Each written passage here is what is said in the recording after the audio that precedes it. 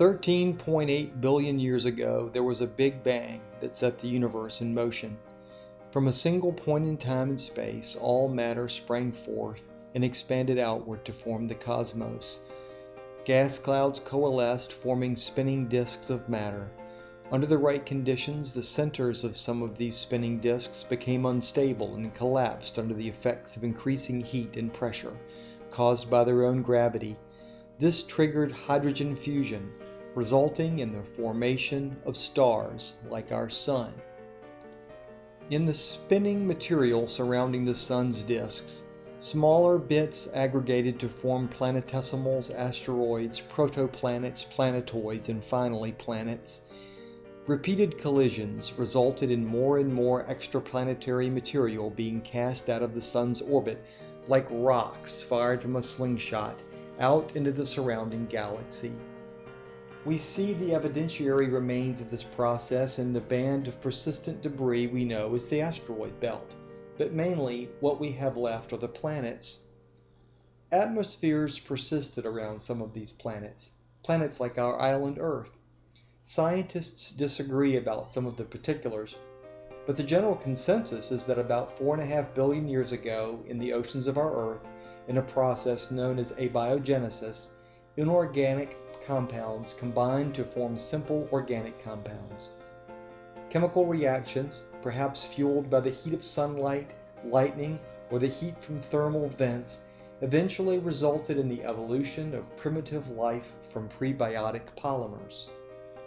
First came single-celled organisms, then cyanobacteria, that is, single-celled organisms that use photosynthesis for energy, kind of like plants, followed by eukaryotes, single-celled organisms with nuclei.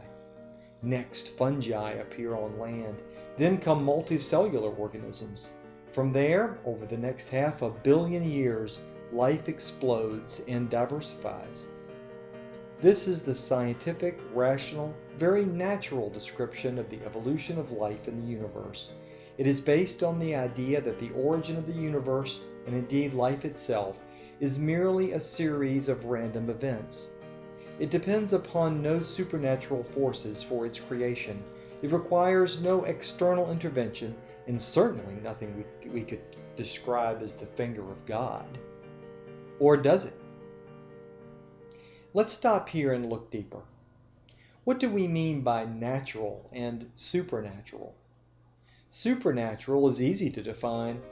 The supernatural force is one that cannot be measured by instruments, cannot be quantified, measured, or falsified.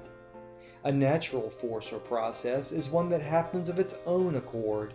It's spontaneous, undirected by anything, and measurable with instruments like thermometers, scales, wind socks, and light meters. Like the pounding of waves on the shore, like the decaying of a radioactive isotope into non-radioactive matter, measurable with the Geiger counter, like a fire consuming a piece of wood until there's nothing left but ashes and soot. These are the kinds of processes that are completely natural, absent of any direction. Try now to imagine a world stripped down to only the directionless natural processes. Without direction, volition, or choice, shouldn't we expect to see a planet or even a universe that runs like a clockwork mechanism, with perfect efficiency and balance, without any waste? If order comes from disorder, that is, if our delicate ecosystems and specialized organisms arise from natural chance, then shouldn't we expect, after 4.5 billion years of evolution, that by now the ecosystem should run like some kind of perfect perpetual motion machine? What's stopping it? And yet our planet is not like a Swiss watch. It buzzes with millions of divergent life forms constantly moving into and out of sync with one another in tens of thousands of constantly shifting ecosystems. Why is that? So let's take the next logical step and explain the lack of perfection in the universe with randomness. The universe doesn't behave with perfect efficiency and balance because it was brought into being at random, and everything that happens within it is accidental. It's pure chaos. Supernatural forces, that is to say, unmeasurable, invisible forces from outside matter, are not needed in order to explain the current state of affairs. Yes, randomness and chaos. That's our explanation. But taking out all the volition, all the choice, all of the direction from the universe has certain logical implications. If there is no spirit or soul, no ideals, and no supernatural thinking allowed, then certainly there is no point to what we call life. There are just random natural processes. So we can say that it's perfectly natural for plants to take up nutrients from the soil, water from the atmosphere, light from the sun in order to grow. It's also perfectly natural, let's say, for spiders to trap flies in their webs, or for cats to eat mice. It's perfectly natural for a lion to kill all of the existing cubs belonging to its new mate. It's perfectly natural for chimps to go to war against other troops and rend them limb to limb, isn't it? Doesn't it follow that it's only natural for humans to wage genocide like chimps, or to despise their stepchildren like lions? But we know better, and so do animals. We go out into the world or even watch a nature show on TV, and what you will see are hierarchies of all kinds, animals competing and striving and working to do better, to perfect their societies by discovering right from wrong. Bees, ants, and termites form colonies and continue to perfect methods for working together in order to improve their colonies. Mammals like wolves, dogs, and bears, even rats, have learned to stop short of killing one another when playing with siblings or competing for mates. Elephants mourn the loss of their friends and relatives. Whales compose songs that take hours to sing and teach them to their children. Everywhere we look, down to the simplest organisms, we see choices. Plants choose to lean toward the light. Even bacteria choose to move toward food or away from it. If we try to explain these choices away with mere instinct, we only disprove the case for randomness. A natural force has no volition.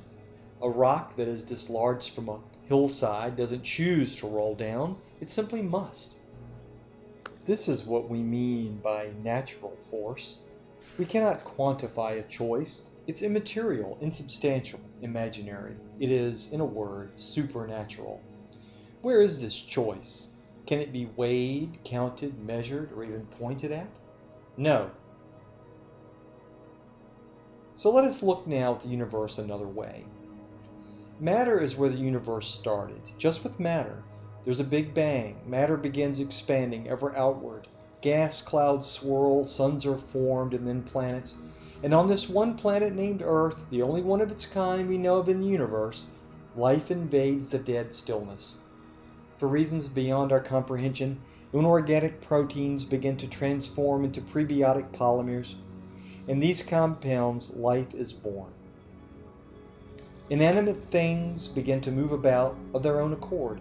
The universe, it seems, is being encroached upon by something that is desperately trying to get in. Why? What is the mission of this interloper called life? What is it trying to do? First comes single-celled life. It's immortal. That which multiplies by division is always so. If one half dies, the other half lives. Only if all existing organisms of a single-celled type are killed can we say that this organism is truly dead. But immortality of the individual wasn't good enough. Single-celled organisms began to work together in colonies to form larger organisms, and these organisms sacrificed themselves for the good of the species by taking up sexual reproduction. Creatures that share DNA by reproducing sexually relinquish their immortality voluntarily so that the species can evolve faster. You see, the parents share their DNA. They produce young, and then they die of old age. Life sacrifices immortality so that life itself can evolve more rapidly and spread more widely. An incomprehensible evolutionary step for any creature to make at random. By virtue of this great sacrifice, all over the world, creatures started becoming increasingly more complex and ever more self-aware. Now, what makes more sense? That all of this evolution is random? Or that something, let's call it consciousness, is trying to break into the material universe from somewhere else, from outside? Let's allow the second option for a moment and look at evolution with this new perspective. About 400 million years ago, there were fish who desired to avail themselves of food that was only available on land. These fish started scooting around in the mud using their flippers. It took 30 or 40 million years, but they evolved into four-legged creatures, tetrapods like the ichthyostega. What this means is that you don't walk around because you have legs. You have legs because you desire to walk around.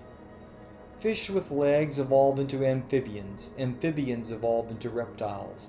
Some of the reptiles, and scientists still don't agree on this because nobody knows why, they begin to leap into the air, presumably to catch airborne food or to impress mates or maybe to escape prey animals. But eventually they evolved feathers and hollow bones to reduce weight, and they began to take flight. Once again, the change in the body takes place after the change in mental direction.